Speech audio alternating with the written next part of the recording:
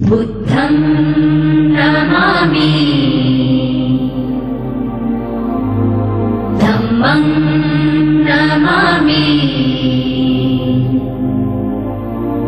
संघं नमामि।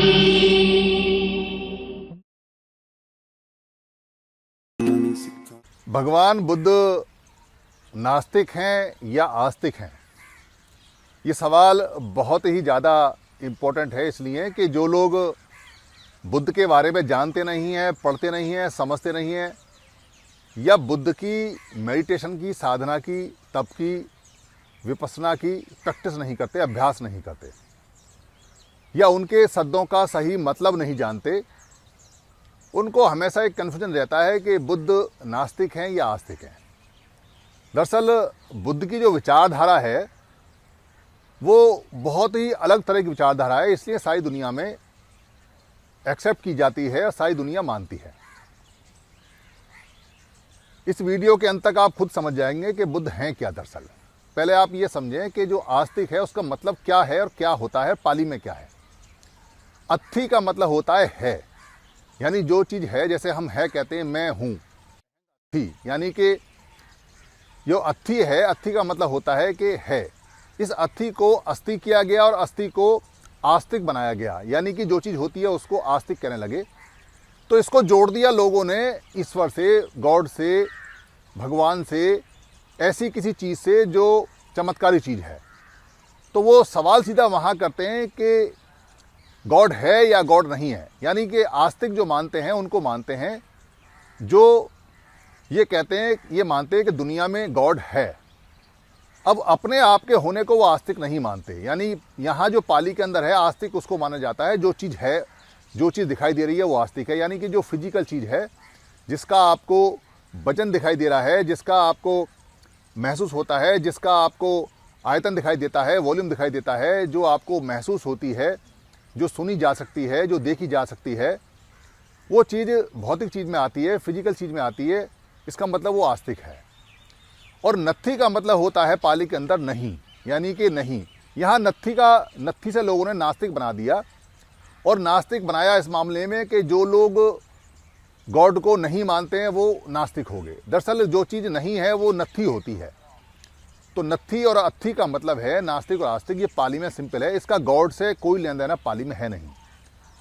बुद्ध के पास में बहुत सारे लोग आते थे जो गॉड को मानने वाले लोग होते थे, जो ये मानते थे कि दुनिया में एक ऐसी कोई शक्ति है जिसने सारी चीज़ों की रचना की है।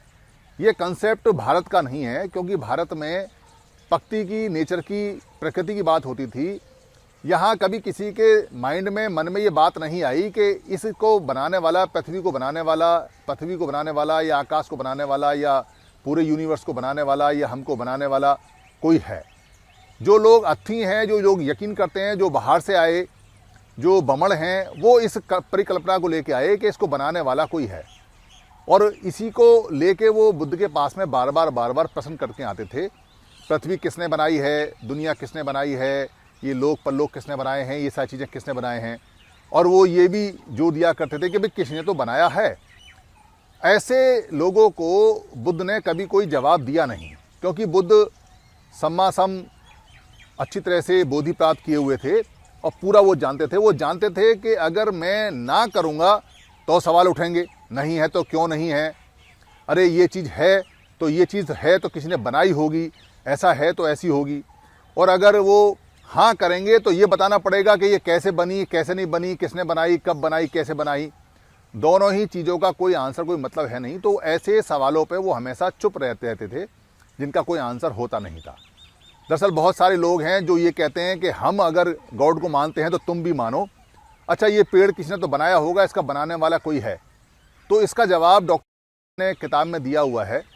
वो कहते हैं कि भाई अगर ये पेड़ को बनाने वाला कोई है, एक सेकंड को इसको मान लेते हैं, तो ये बताओ कि उसको बनाने वाला कौन है, और अगर उसको बनाने वाला भी कोई और है तो फिर ये बताओ कि फिर उसको बनाने वाला कौन है। यानी एक एंडलेस, एक अंतहीन चेन है कि आप आखिरी व्यक्ति तक पहुंचना चाहते हैं, या आखिरी कोई ऐसी चीज़ है जो कुछ ऐसा है जो पैदा करती है, तो वो है कौन और उसको किसने बनाया है। इसका जवाब दुनिया में किसी के पास है ही नहीं। इसलिए बुद्ध ने कभी ऐसे किसी प्रश्न का कोई आंसर किया ही नहीं। इसलिए लोग जो कहते हैं कि बुद्ध आस्तिक हैं वो अपनी मर्जी से बोलते हैं। जो ये कहते हैं कि बुद्ध नास्तिक हैं वो भी अपनी मर्जी से बोलते हैं। बुद्ध ने कभी कुछ नहीं कहा। मगर बुद्ध वास्तविक हैं, यानी रियलिटी में हैं, वो प्रेजेंट में रहते हैं, प्रेजेंट की बात करते हैं। तो बुद्ध ना आस्तिक हैं ना बुद्ध नास्तिक हैं। बुद्ध हैं वत्थु वाले यानी कि जो चीज़ सामने हैं, जो चल रही हैं, जो घटना है, जो कॉज है, जो कारण है, जो परिणाम है, जो रिजल्ट आने हैं, जो चीज़ें बदल रही हैं, जो लगातार चल रही हैं, वो कैसे काम करती हैं, कैसे काम नहीं करती हैं, ये वास्तविकता है, ये रियलिटी है, ये प्रेजेंट में रहने वाली बात है। तो बुद्ध ना नास्तिक हैं ना आस्तिक हैं, बुद्ध वास्तविक हैं, प्रेजेंट में रहने वाले हैं। और उन्होंने हमें हमेशा कहा है कि मैं हमेशा पशुपन्ना में यानी प्रति उत्पन्न जो चीज़ें होती हैं उनमें रहता हूँ, और मैं भी लगातार प्रति उत्पन्न होता रह जाता हूँ। पशुपन्ना है, वर्तमान में है, प्रेजेंट में है।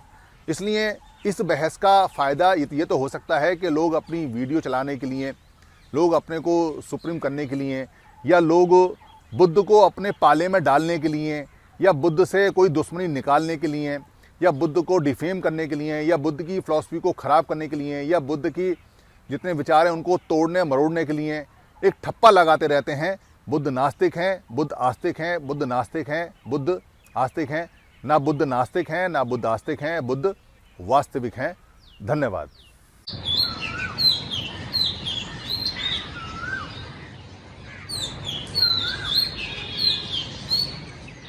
शरणं गच्छामि शरणं गच्छामि।